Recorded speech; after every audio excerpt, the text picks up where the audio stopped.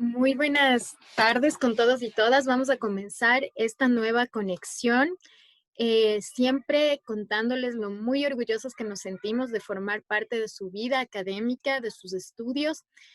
El día de hoy vamos a recordarles cómo nosotros funcionamos y cuál es nuestra metodología de trabajo. La primera cosa que usted debe recordar es que debe poner una recomendación en nuestro fanpage de Facebook de Formación Continua Poliestudios. Debe escribir 3 comentarios durante la videoconferencia que resuman lo aprendido y compartir el webinar con un grupo de amigos. Les recordamos que estamos en las puertas para nuestro Congreso Internacional de la Salud Mental y Comunitaria y la Educación. En tiempos de COVID-19, atención en crisis de emergencia es un tema hermoso con el cual vamos a participar, vamos a construir y vamos a conocer. Les contamos a todos ustedes que esta es una formación de poliestudios, de formación continua poliestudios. Tenemos grandes invitados como Red Samenco, Poliestudios, la Universidad Tecnológica Indoamérica, CEPAM, ASORED, de los psicólogos clínicos de ASUAI, que están participando en este congreso. A la final de este proceso sortearemos 3 entradas gratuitas para el ingreso al congreso. Así que esta vez la mejor opinión es la que ganará. Vamos a comenzar entonces con nuestro querido Óscar Andrés Alfaro desde Costa Rica, que nos cuenta cosas muy interesantes. Comenzamos entonces, Óscar. Hola, hola, Vero, ¿cómo estás? ¿Me Todo escuchas? muy bien, te escucho muy bien. Perfecto, qué dicha. Hoy vamos a comenzar a hablar un poco a la comunidad de Poliestudios sobre un tema sumamente interesante del cual se está poniendo sumamente entredicho sobre lo que es la evolución de la educación como tal. Esto es un tema que nos va a permitir a nosotros recordar de dónde venimos. Yo siempre lo he dicho, a nivel educativo es sumamente importante recordar de dónde se viene porque es la única forma de comprender hacia dónde vamos y para dónde vamos. En esos temas de educación es sumamente complejo porque la educación por su naturaleza, y es lo que vamos a mediar hoy, es lo que vamos a conversar hoy, la educación por su naturaleza siempre, siempre, siempre va a ser un tema sumamente subjetivo. ¿Por qué subjetivo? Porque las personas consideran que la educación por sí sola va a depender del centro de la persona y cómo se va a tratar a la persona receptora del conocimiento. En otras palabras, cómo se va a tratar completamente a lo que es nuestros estudiantes. A lo largo de las diferentes capacitaciones que hemos tenido acceso a lo que es poliestudios y demás, hemos podido comprender y hemos podido analizar un montón y una infinidad de características que tiene lo que es la educación. Una de las grandes ventajas que vamos a ver el día de hoy es una característica sumamente interesante y eso es la evolución de la educación como tal. Es muy importante nosotros comprender la importancia que requiere lo que es la educación como tal. Cuando nosotros hablamos de educación, vamos a comprender del sistema educativo como tal y lo más importante, cómo comprendemos y cómo nosotros creemos que la educación es importante. Hoy comienzo con esta pequeña historieta. Mafalda es un clásico, todo el mundo la conoce, y muchas veces se nos olvida que Mafalda es una de las grandes pensadoras en educación y los aportes que hacen. En un centro académico convencional, en un aula, ya sea física o sea virtual, los estudiantes a veces piensan algo, pero por temor no nos lo preguntan. ¿Qué es lo que ellos desean preguntar a cada rato? Decir, y ahora por favor, enséñenos cosas realmente importantes. Y eso es un paradigma muy grande que tenemos porque como docentes a veces se nos olvida cuál es el norte y cuál es el rumbo. ¿Por qué se nos olvida en ocasiones cuál es el norte y cuál es el rumbo? Bueno, porque no conocemos muy bien la evolución histórica que ha tenido la evolución a lo largo de los años. Entonces, el día de hoy con Poliestudios lo que vamos a ver es parte de esto, lo que sería la evolución de la educación como tal. Eh, Me confirma nada más, Vero, si sí se puede ver la presentación.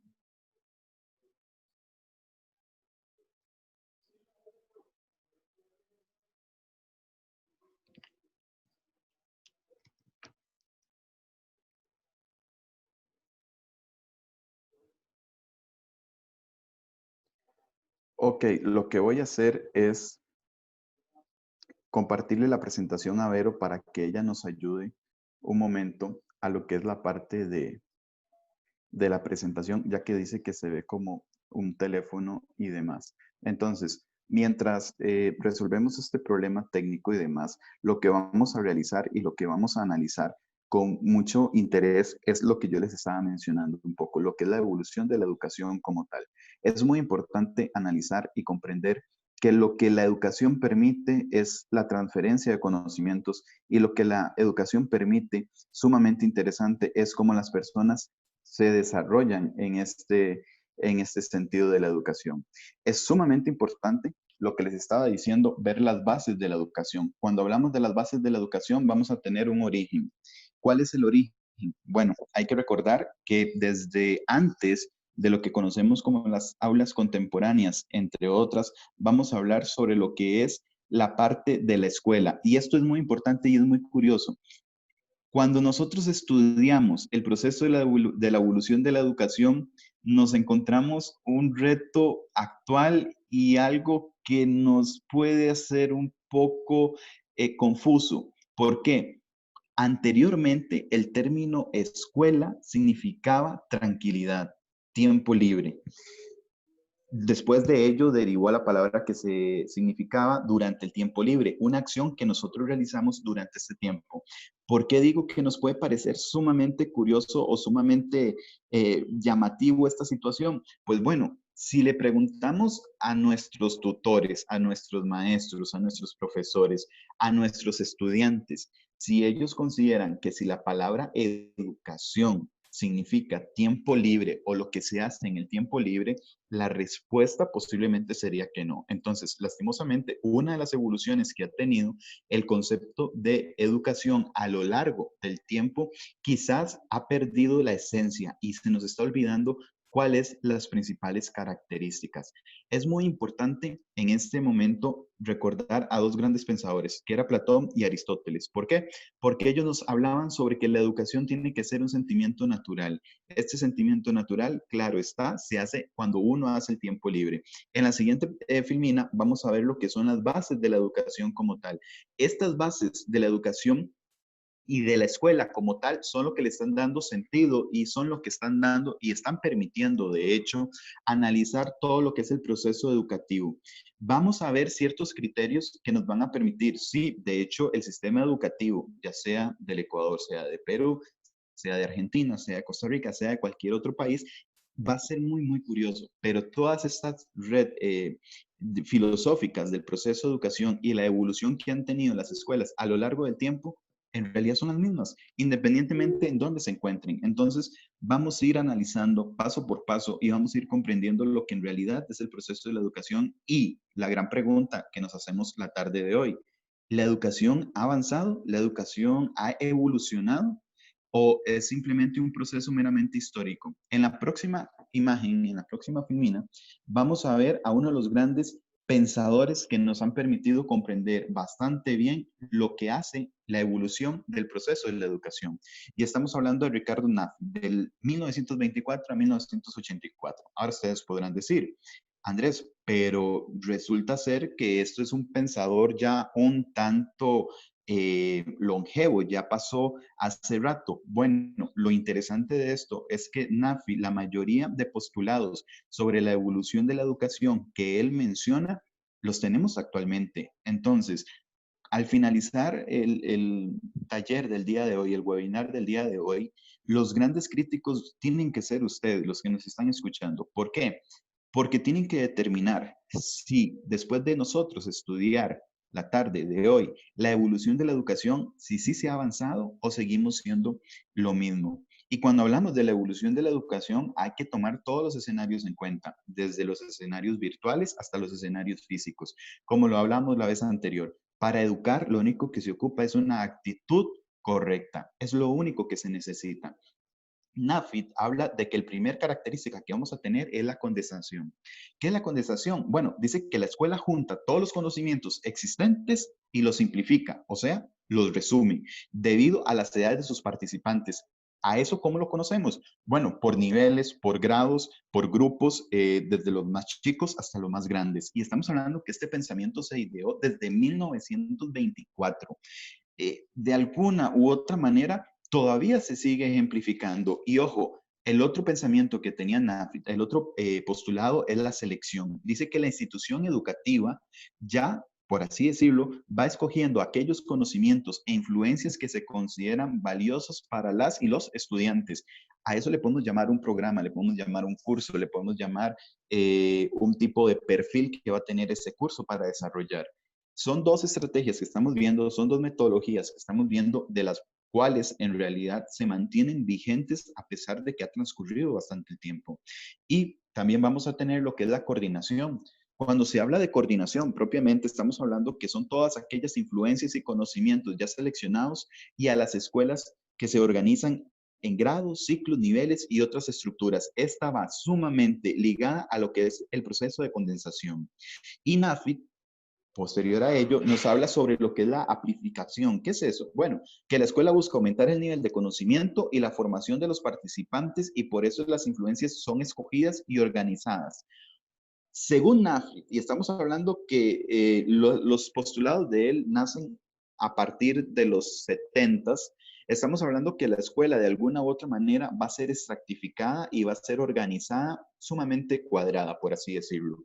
Bueno, actualmente, si lo comparamos a las necesidades y a la escenario y a las características que tiene nuestra educación actual, la mayoría de características de la evolución de la educación nosotros las mantenemos. Entonces, con este primer pensador, podemos ratificar o podemos decir que la evolución de la educación a partir de los años 50 se quedó de alguna u otra manera estancada. Es un poco curioso, porque cuando analizamos la evolución de la educación, vamos a hablar sobre los grandes cambios que hay en la educación, pero nos damos cuenta que los cambios se dan en los procesos metodológicos, en la metodología del cómo se imparte. Y es aquí donde las plataformas virtuales, la educación sincrónica en línea o asincrónica, los cursos autogestionados y demás, están haciendo grande su trabajo. Pero cuando nosotros analizamos propiamente lo que es el proceso educativo como tal y la evolución del mismo, nos damos cuenta que se mantienen las mismas características. Entonces, al final de cuentas, ¿de qué va a depender la evolución de la educación? De lo más interesante, va a depender de cada uno de los educadores y de cada uno del perfil que el educador quiera hacer, junto obviamente con las políticas educativas de cada país. En el próximo pensador, el que vamos a pasar a continuación, vamos a analizar un viejo conocido. Él es Domingo Tirado Benedi. Y ojo, este es un poco más longevo. Estamos hablando que es de 1898 hasta 1972. Y los postulados de él, lastimosamente, todavía lo tenemos presentes en las aulas educativas.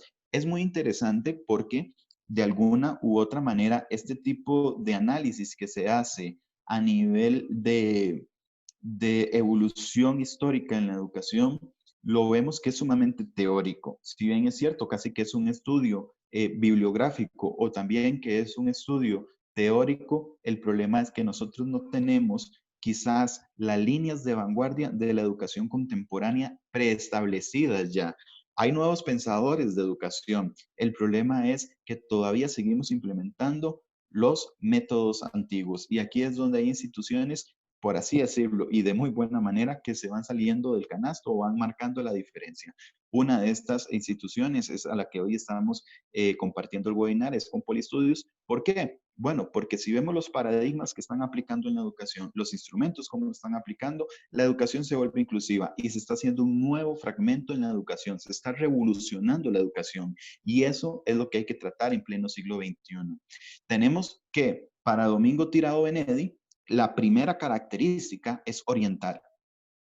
¿Orientar a qué? Bueno, a guiar a la vida, a la conducta de las personas que se educan. En otras palabras, les vamos a dar oficios o les vamos a dar ciertas responsabilidades por medio de las cuales cada uno de ellos pueden, de alguna u otra manera, tener habilidades para la vida, que eso en realidad se aplica y se ha aplicado a lo largo del sistema educativo. También la otra característica que él realiza es la parte de ejercitar.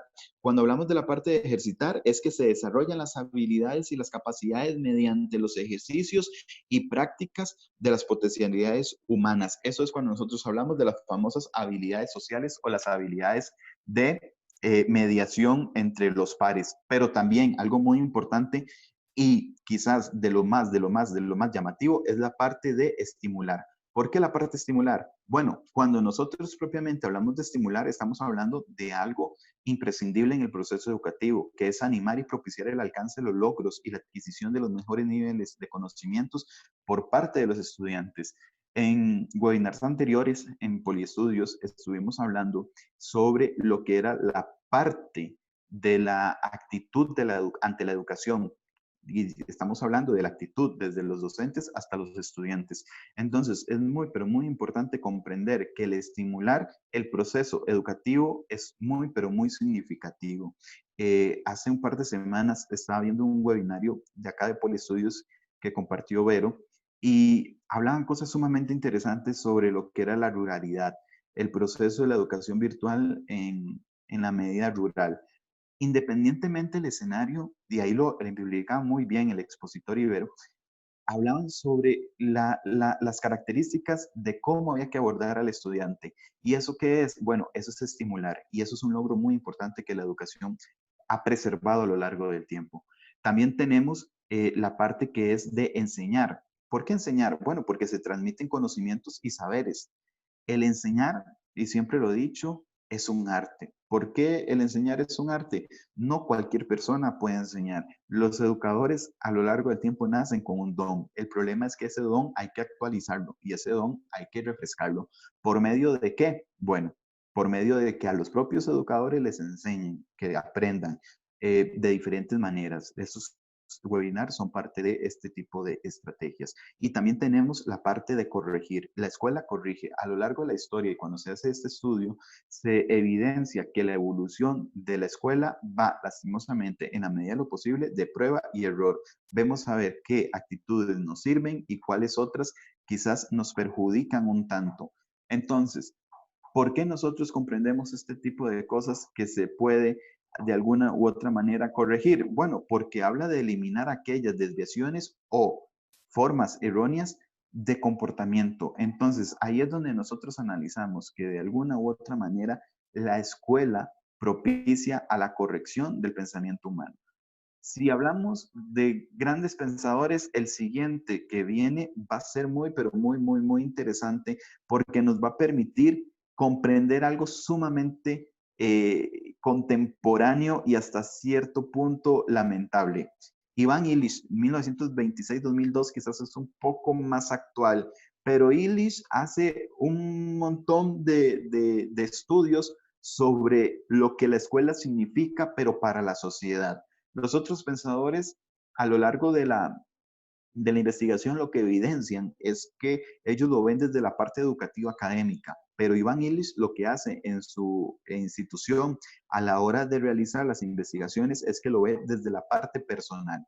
Es muy interesante ver que desde lo que es el proceso se ve un tipo de custodia. ¿Y qué es la custodia? Bueno, la custodia es cuando la escuela tiene como tarea cuidar y vigilar a los niños, jóvenes y adultos. Y aquí es donde viene un paradigma enorme a nivel educativo. El tipo de educación se rige desde la casa, se moldea desde la escuela o es un trabajo en equipo. Bueno, está claro, la escuela lo que hace es reafirmar los valores que se enseñan en la casa y las habilidades que se enseñan en la casa y al final de cuentas va puliendo los diferentes tipos de conocimientos que van a tener. Pero esa custodia, lastimosamente, la consideramos de características de alguna u otra manera un tanto estrictas, de que las escuelas, y por lo menos en esta latitud del continente, podemos observar que se vuelven como guarderías. Es muy, muy, muy, muy, muy, muy interesante comprender y analizar que las escuelas no solo deben de ser guarderías, ni siquiera la educación virtual tiene que ser una guardería. La escuela tiene que desarrollarse por medio de habilidades para la vida y que cada estudiante se desarrolle y se desahogue de la manera correcta. A nivel virtual y en lo personal siempre lo he considerado, el estudiante puede manifestarse de un montón de formas y puede evidenciar el contexto que él quiera desarrollar. ¿Por qué?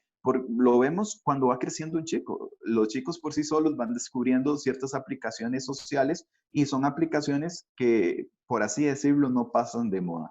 ¿Cuáles tipo de aplicaciones? Bueno, tenemos el Facebook, tenemos WhatsApp, tenemos YouTube y ese tipo de aplicaciones nosotros no lo podemos incluir en el primer postulado de ILISH, que es una custodia. Sí tenemos que vigilar y tenemos que ser garantes de las medidas de seguridad, pero lo que el estudiante va a ir desarrollando por medio de la creatividad. ¿Qué explico esto? ¿Qué quiere decir esto? Bueno, si estamos en un aula física y dejamos un trabajo, el estudiante lo primero que va a pensar es su libro de texto, sus cuadernos, su lápiz de colores, gomas y demás. Es importante comprender que las aulas virtuales nos permiten ir más allá. ¿Por qué nos permiten ir más allá? Bueno, dejamos un trabajo y las opciones que existen para realizarlo son infinitas. Pero de esto va de la mano, obviamente, de la capacitación del docente y de la perspectiva del estudiante. ILIS también nos habla de un proceso que se vuelve a repetir sobre selección, pero este proceso, y lo estamos estudiando en este momento, es un proceso que sí ha evolucionado. Cuando hablamos de selección, la escuela contribuye a la discriminación o marginación y selección de los mejores a los más eficientes y a los más astutos. ¿Qué es lo que pasa?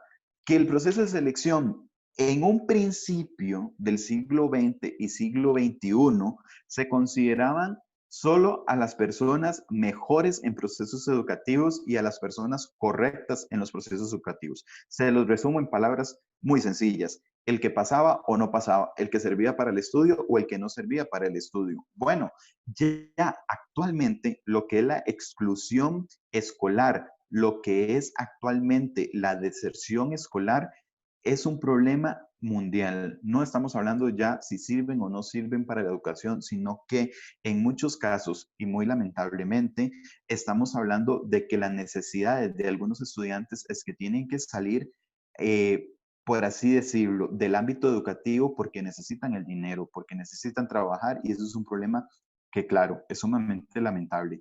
Pero, no obstante, ya ese proceso de selección de que si pasa o no pasa con la educación virtual ha ido evolucionando.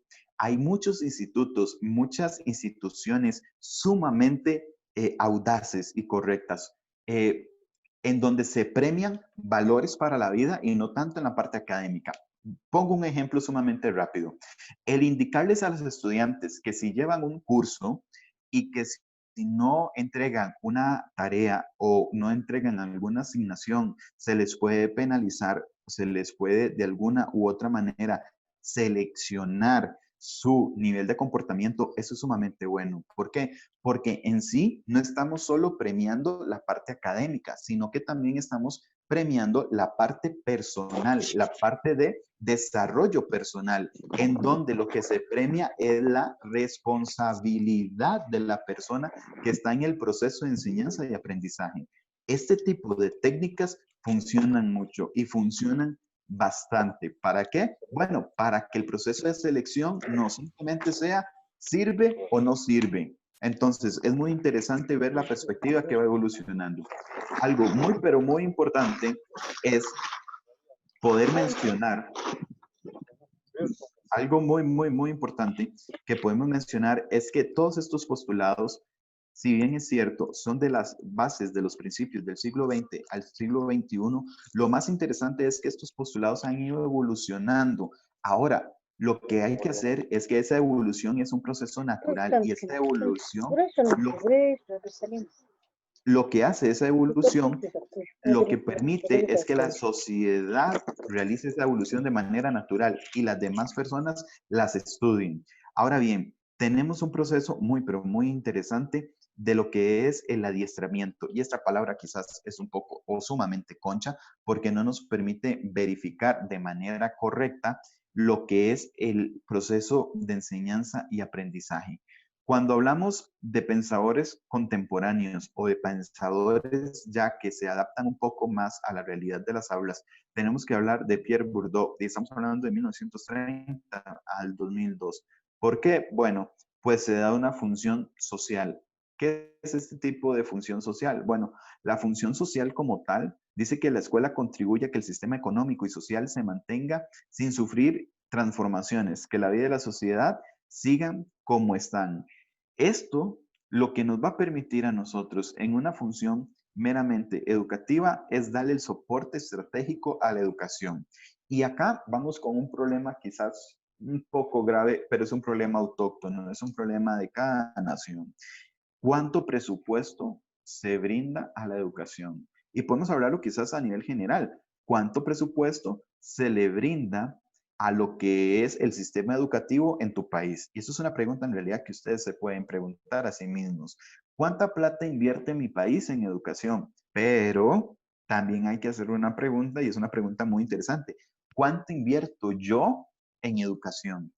La educación, y cito a John F. Kennedy, no siempre hay que preguntarse qué puede hacer mi país por mí, sino también yo tengo que preguntar qué puedo hacer yo por mi país. Y en este caso, no solo podemos preguntar cuánto invierte mi país para la educación, sino que yo también tengo que invertir en la educación. ¿Cómo invierto yo en la educación? Siendo un mejor ciudadano.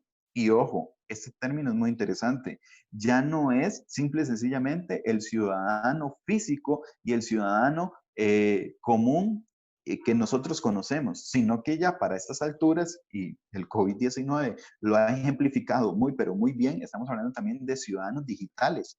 ¿Qué tan buen ciudadano digital soy yo? Alguna gente, por ejemplo, desconoce, independientemente de las latitudes, que si escribimos en mayúsculas en ciertos foros o en ciertos procesos educativos es sinónimo como que estamos gritándole a la otra persona. Bueno, eso se desconoce. Lo que hay que hacer es invertir en educación, prepararnos de la mejor manera para poder ir comprendiendo todos estos nuevos conceptos. Eso es ser un buen ciudadano digital. Y eso se va a ir aprendiendo conforme pasa el tiempo. Estos nuevos postulados, estas nuevas ideologías ya son con el cambio del milenio. Cuando hablamos que son con el cambio del milenio, lo que estamos analizando es qué tanto se adapta a nuestras realidades. Y ojo a la segunda y muy interesante postulado. Nos dice Pierre que es una función ideológica, que al final de cuentas la escuela lo que contribuye y lo que se justifica el sistema dominante, dicho de otro modo, la función ideológica se trata de que no se descubra otra función que los educandos y educadores crean cosas que están buenas como son y que sigan como están. Y esto es la revolución que conocemos de la educación. Si nos vamos más atrás, yo sé que este estudio se está haciendo para el siglo XX-XXI, no más, pero si tomamos ejemplos y características un poco más anteriores, nos damos cuenta de algo. Cuando después del el periodo de la ilustración, de la Edad Media, cuando llega la ilustración y el Renacimiento, el proceso de educación cambia y se transforma y ya empiezan ciertos saberes a salir y ser más comunes. Llegamos después y cuando pasa la Revolución Francesa, la educación, el periodo de los lustros ya se conocen un poco mejor y ya se va expandiendo a las personas. Y en este momento, con el cambio del milenio, estamos viendo que lo que es precisamente las funciones sociales y lo que permite a este tipo de personas es analizar y es contribuir que la escuela en realidad va a permitir ser mejores ciudadanos. Y estamos hablando de escuela virtual o escuela presencial. ¿Con esto qué quiero decir? Que si usted tiene acceso a la tecnología, si usted tiene acceso a webinars, si tiene acceso a capacitaciones, si usted tiene acceso a quererse superar o a querer aprender, y eso es lo más importante, si usted tiene acceso y quiere aprender, usted en realidad no va a tener límites a la hora de poder comportarse o a la hora de poder desarrollarse como un educador de una manera asertiva. ¿Por qué de manera asertiva? Bueno, Nuestro trabajo, cuando usted educa, usted simple y sencillamente no se puede dar regido única y exclusivamente de los programas de estudio. Eso es muy curioso porque el programa de estudios o los programas de estudios son la estructura, es algo teórico, pero el que le da vida a esa estructura y el que le da vida a este tipo de características es única y el educador. Y eso es muy interesante de poderlo ir analizando y poderlo ir observando. También vamos a ver que hay otra característica que se llama la característica del adiestramiento. Se repite esta palabra y esta característica. A lo largo educativo. En este caso, cuando hablamos del proceso educativo, lo que estamos buscando con la palabra del adiestramiento es que la escuela forma niños y jóvenes para pensar y actuar según le conviene a ciertos grupos sociales o a ciertos poderes de la sociedad, por así decirlo. También habla sobre que la dirección de la sociedad y que conviene a quienes tienen un tipo de privilegio económico, un tipo de privilegio militar, un tipo de privilegio político o incluso hasta social. Ahora bien, ¿qué es importante de esto y qué es sumamente importante? Comprender que la educación, a partir del cambio de milenio, la educación se volvió universal. Cualquiera que tenga ciertos dispositivos o incluso que tenga internet, es muy difícil controlar los conocimientos que usted va a ir aprendiendo o que usted va a ir adquiriendo. Entonces, ¿qué es lo que pasa? Ese tipo de adiestramiento ya se está dejando de percibir en las nuevas generaciones de educadores. Y es muy, pero muy importante comprender este tipo de cosas. Y ahora bien, y otro concepto que vamos a analizar es lo que sería el aprendizaje como tal. Cuando hablamos del aprendizaje como tal, estamos hablando de que es la institución donde se transmiten los saberes desarrollados por la humanidad. Perdimos ya, quizás de alguna u otra manera, el norte en donde se desarrollaba, por así decirlo, lo que era el centro de la educación. Cuando hablamos del centro de educación, estamos hablando literalmente de dos protagonistas. Todo proceso de enseñanza siempre tiene dos protagonistas, el docente y el estudiante, el tutor o el estudiante. Única y exclusivamente ellos son los protagonistas. Lo que viene a complementar este proceso educativo son los canales en los que se transmiten los conocimientos o son las estrategias de la mediación. Y es muy importante y muy, pero muy importante comprender algo. No simplemente se puede dar la teoría, no simplemente se puede dar que suene todo real, sino que nosotros necesitamos escuchar a las personas. Nosotros ocupamos y es una necesidad de escuchar a nuestros estudiantes. Es muy dado y lo hemos mantenido, incluso yo siempre que me dio webinar para diferentes sectores, siempre nos volvemos de alguna u otra manera muy, muy, muy teóricos. Tan teóricos de decir es esto, esto y esto y esto. Y así es como lo vamos a efectuar y así es como lo vamos a garantizar. Pero se nos olvida algo sumamente importante, que es las dudas, las consultas, lo que nuestros estudiantes quieren saber. En este caso, no podemos decir que son estudiantes porque son colegas, pero es muy importante interesarse por lo que ellos quieren aprender y sobre todo por lo que ellos quieren saber. De hecho, la siguiente sección, la presentación se divide en dos, es también conocer un poco la perspectiva o si tienen preguntas a nivel de la evolución histórica y a nivel de ciertos procesos de la educación, yo estaría totalmente interesado en poderlos escuchar. Súper chévere conversar contigo y entender desde la fase teórica y entender desde los pensadores universales lo que nosotros debemos comprender como seres humanos, que estamos en una constante evolución, estamos en un constante proceso de seguimiento. Y el día de hoy quería mostrarles a ustedes, antes de comenzar con las preguntas, una parte de un estudio que nosotros hemos realizado en el sector norte de la ciudad de Quito.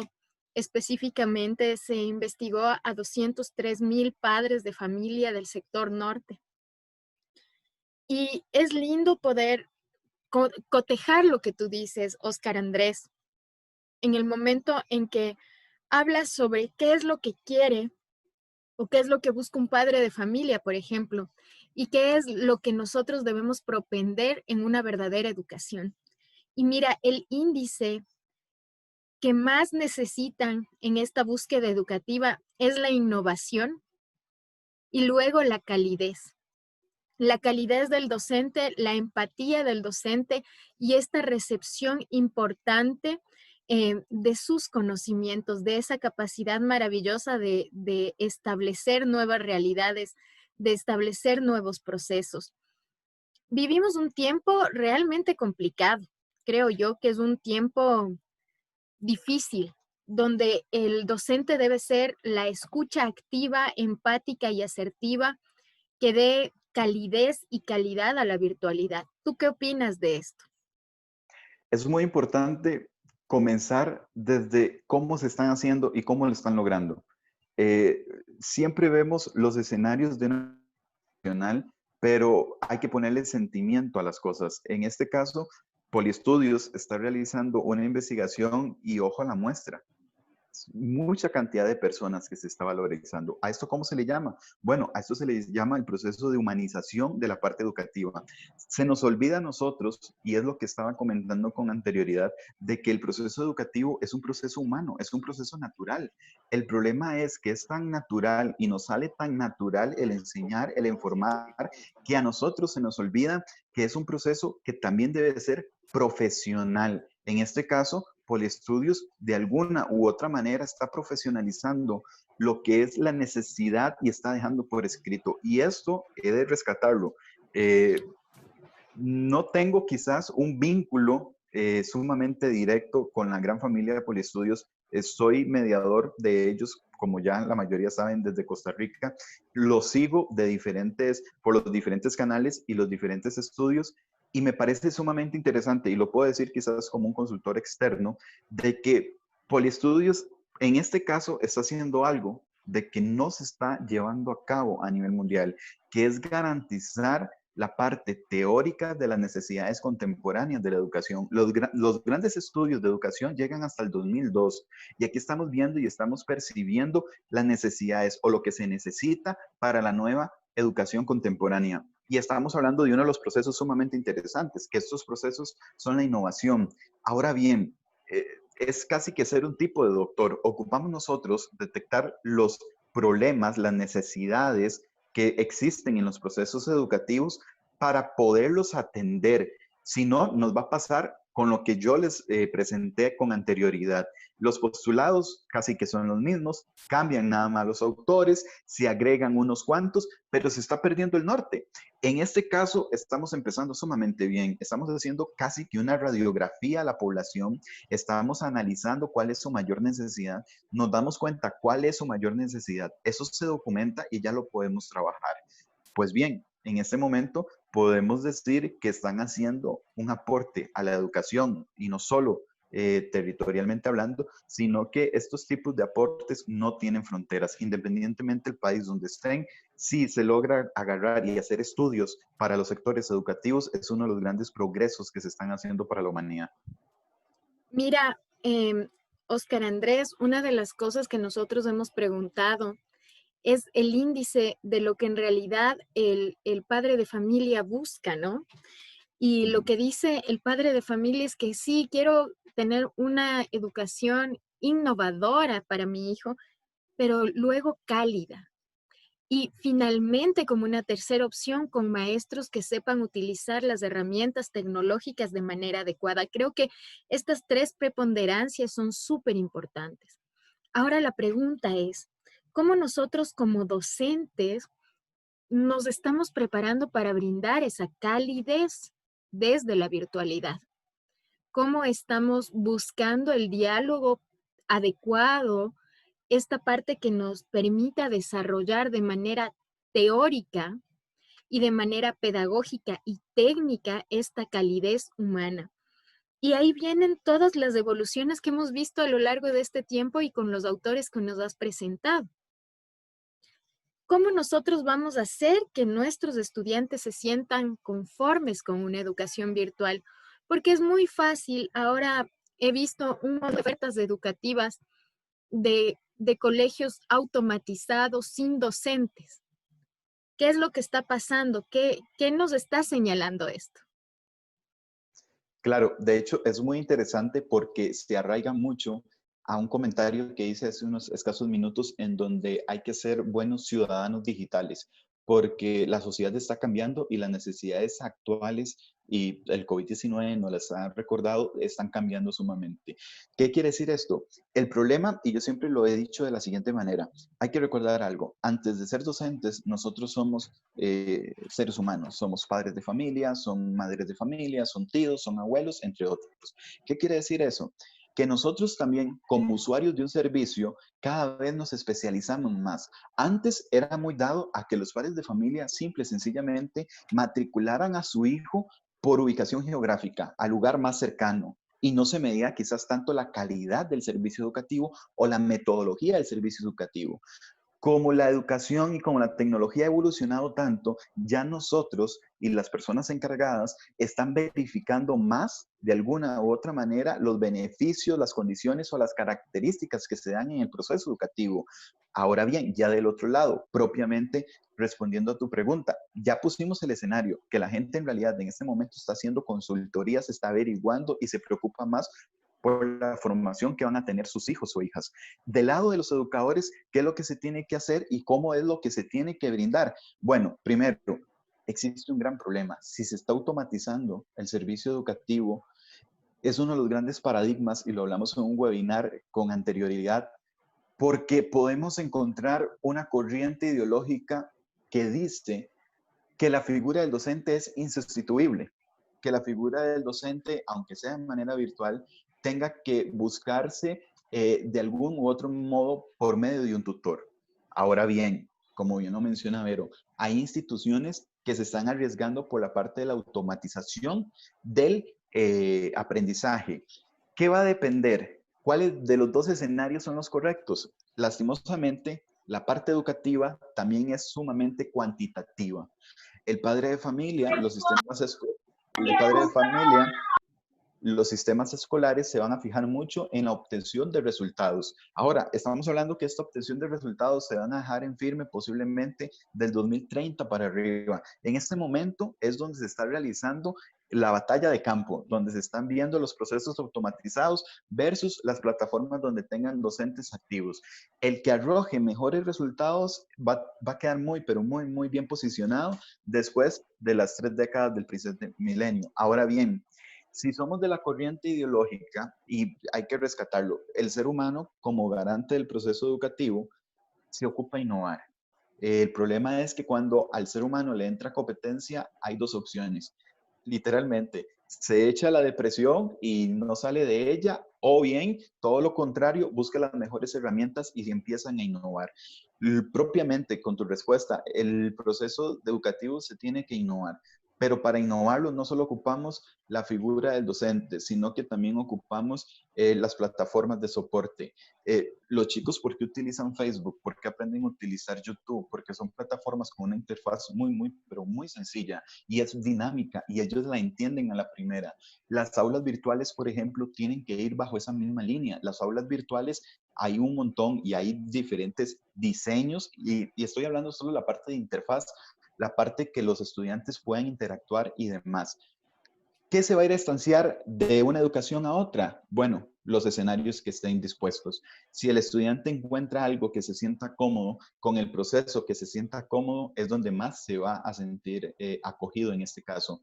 Y es muy importante que como padres de familia siempre escuchen la opinión de sus chicos o en donde por lo menos muestren mayor felicidad. Y Vero, es que la educación es eso, la educación tiene que ser felicidad, la educación tiene que ser humana, tiene que garantizarse, pero la educación tiene nuevas necesidades y son necesidades sumamente fuertes.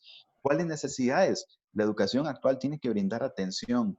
Y ese es el problema de las plataformas automatizadas. Y es donde te decía, se premia quizás actividades y valores para la vida, pero lastimosamente con ese tipo de plataformas automatizadas hay ciertas características que van a ser instituibles a la hora del ser humano. ¿Por qué? Totalmente. Hay que recordar que la educación forma personas, que estas personas después van a adquirir una profesión, pero El médico sigue siendo médico. En ese momento podemos ver que hay una situación con el COVID-19 y los profesionales que están a la vanguardia son los de salud, pero no por eso podemos decir que ellos no tienen miedo. ¿Cómo se canaliza el miedo? Se canaliza por medio de las aulas, se canaliza por medio de cómo nos enseñan nuestros maestros. Ustedes que son educadores y si nos están escuchando acá, cuando tienen un acto cívico o tienen alguna conferencia o tienen algún tipo de discurso y están formando a sus chicos, por lo menos una vez en la vida usted le ha dado un consejo, le ha dicho, respira hondo, respira profundo, o haz esto, o mira hacia el frente, o ustedes cuando tienen que defender algún trabajo doctoral y demás.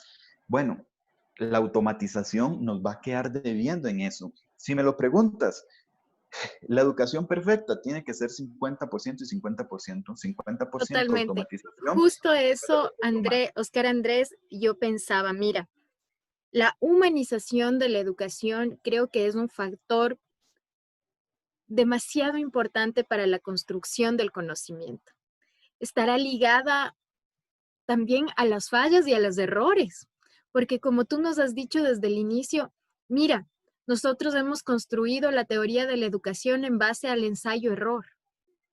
Y en esta medida, nosotros humanos, equivocados, fallando, construyendo, manejando mensajes, comunicándonos, estamos enseñando esa parte tan necesaria de la vida. Esa parte de ser resilientes, esa parte de ser fuertes, esta parte de educar con amor, de tener pasión en las cosas que hacemos, al médico, al ingeniero, al abogado, enseñarle a discriminar lo bueno de lo malo, hacer nuestra labor docente con una fortaleza. Yo creo que esa parte no puede ser sustituida de ninguna forma.